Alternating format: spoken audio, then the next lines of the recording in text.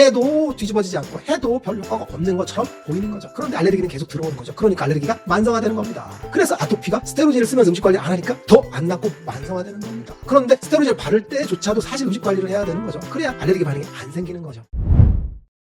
안녕하세요, 묘한의사입니다. 아토피 피부염을 치료할 때 최다빈도 질환이 뭔지 아십니까? 바로 음식 관리입니다. 양방 피부과에서는 음식 관리가 전혀 필요 없다라고 이야기하거든요. 그런데 환자분들 생각에 아토피 피부염인데 음식 관리가 필요 없다고? 없다고 하니까 기분은 좋지만 왠지 불안하거든요. 그래서 환자분들이 스스로 인터넷에 찾아보고 아토피에 좋은 음식들을 막 찾다 보니까 어떻게 되겠어요? 왜곡돼 있겠죠. 이거 좋다, 저거 좋다, 기준이 없거든요. 그래서 환자분들이 음식 관리에 대해서 너무 많은 미스를 하고 쓸데없는 노력들을 하는 거죠. 오늘 이 시간에는 아토피 피부염에서 음식 관리를 해야 되는지 안 해야 되는지, 하게 되면 어떻게 해야 되는지에 대한 기준을 알려드릴 겁니다.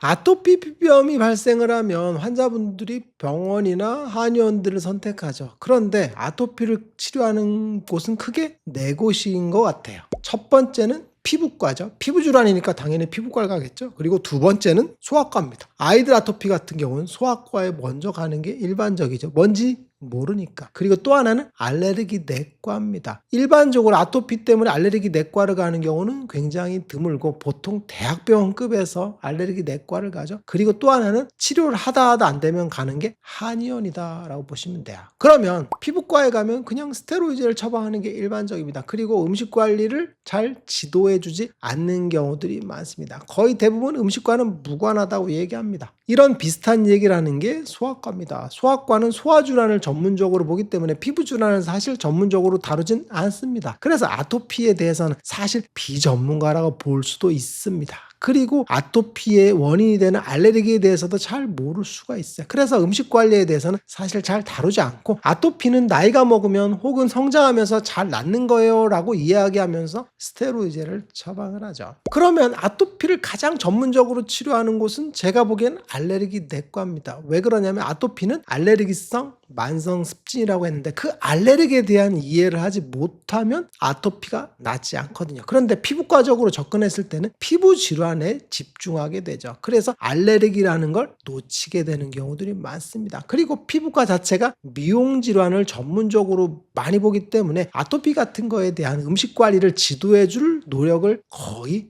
하지 않고 있는 거죠. 그래서 아토피는 음식 관리가 필요 없다라고 이야기를 하는 것입니다. 그런데 알레르기 내과에서는 아토피에 대한 음식 관리를 일정 정도는 하게 하고 있어요. 그래서 팔 때 알레르기 음식에 대한 관리를 보통 검사를 통해서 하게 되거든요. 그리고 알레르기 검사했을 때 나오는 푸드 알레르기 항목들을 관리하게 시도를 하는 거죠. 그런데 결론은 두피젠트 같은 약들을 쓰는 결론으로 가기는 하지만 그래도 알레르기에 대한 음식 관리를 시도하려고 하죠. 그런데 스테로이드를 바르면서 음식 관리를 하면 아무 의미가 없긴 하거든요. 그래서 피부과, 소아과 이런 데서는 음식 관리가 필요 없다라고 얘기하고 알레르기 내과에서는 알레르기 검사했을 때 나온 음식에 대한 것들, 푸드 알레르기에 해당되는 것들을 제한하게 합니다. 그런데 스테로이드를 사용하죠. 그러니까 스테로이드를 쓰면서 푸드 알레르기를 제한하면 사실은 제한적인 효과들이 미미한 경우죠. 왜 그러냐면 스테로이드 자체가 아토피를 억제하기 때문에 음식 관리를 하나 안 하나 큰 차이가 없을 수가 있어요.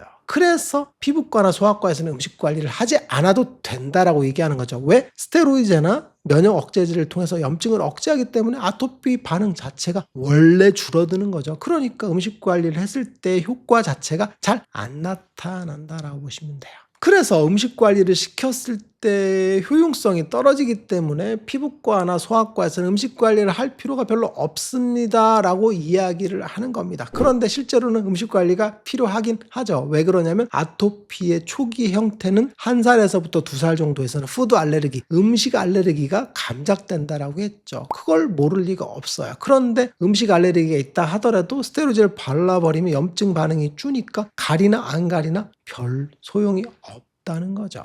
그러면 아토피 피부염에서 음식 관리가 중요할까요? 안 중요할까요? 엄청나게 중요합니다. 음식 관리가 중요하지 않다라고 이야기하는 건 아토피를 치료해 본 적이 없거나 아토피를 근본적으로 치료할 수 없는 사람입니다. 왜 그러냐면 아토피 피부염은 알레르기성 만성 습진이 결합된 거라 그랬죠. 그래서 주된 병기 자체가 알레르기를 깔고 있는 겁니다. 어렸을 때 음식 알레르기가 들어와서 그게 알레르기 반응을 일으키는 거고, 그 알레르기 반응이 점점점 크면서 흡입 알레르기로 진행을 하는 게 아토피 피부염의 만성화되는 과정이라고 그랬죠. 그런데 알레르기를 치료하지 않는다, 혹은 알레르기를 차단하지 않는 상태에서 아토피가 나을 수 있을까요? 낫기가 어렵죠. 그래서 알레르기에 대한 음식 관리를 분명히 해주셔야 되는 거죠. 그런데 이게 아토피를 치료할 때 방법이 두 가지가 있다라고 했죠. 증상 자체를 억제하는 방법이 있죠. 이게 스테로이드나 면역 억제제 혹은 생물 억제제를 통해서 염증 반응을 억제하는 거죠. 이 억제를 통해서 했을 때는 음식 관리를 하는 게 의미가 없습니다. 그래서 음식 관리를 안 해도 된다고 하거든요. 왜 그러냐면 염증 반응 자체를 전부 다 없애는 거죠. 계엄령이라고 했죠. 그래서 아무도 못 다니게 만들어버려. 그러면 염증 반응이 안 생기죠. 그럼 음식 관리를 했을 때 안 했을 때의 차이가 미미하죠. 안 해도 뒤집어지지 않고 해도 별 효과가 없는 것처럼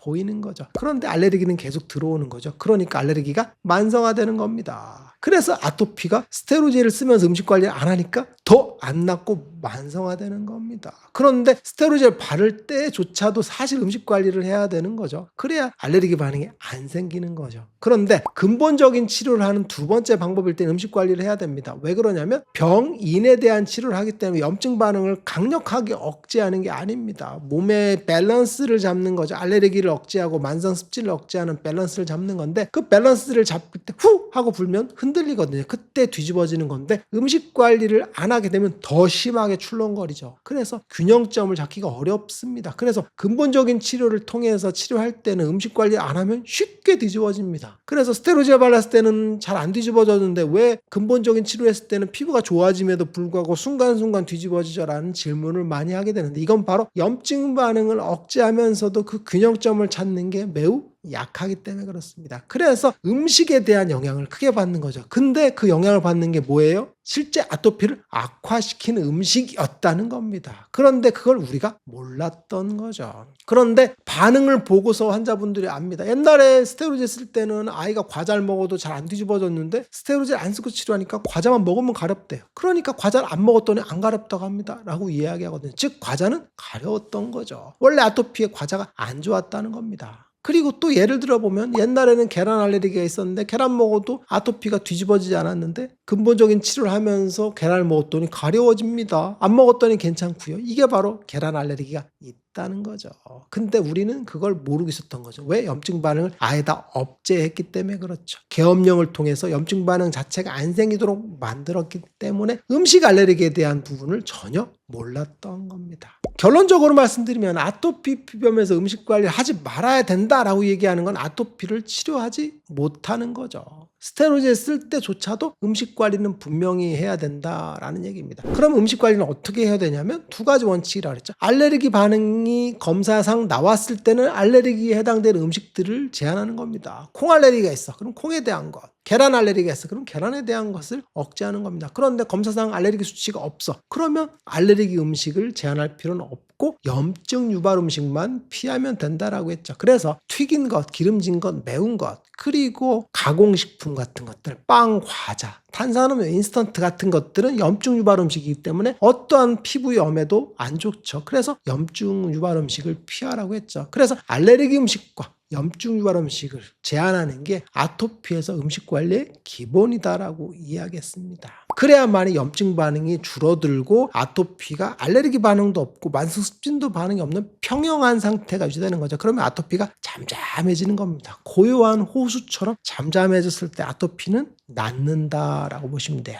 그러면 알레르기도 사라지고 만성 습진도 사라지니까 깨끗한 피부로 돌아간다라고 보시면 돼요. 그래서 아토피는 치료가 불가능한 질환이 아닙니다. 그런데 치료를 위한 조건들이 필요한 거죠. 만성 습진에 대한 염증을 가라앉히고 알레르기 반응에 대한 그런 분탕질을 없애고 이 두 가지가 됐을 때 아토피가 고요하게 사라진다라고 보시면 될 것 같습니다. 묘한의사에게 궁금한 거 있으면 댓글 남겨주세요. 영상을 통해서 답변하겠습니다. 빠잉.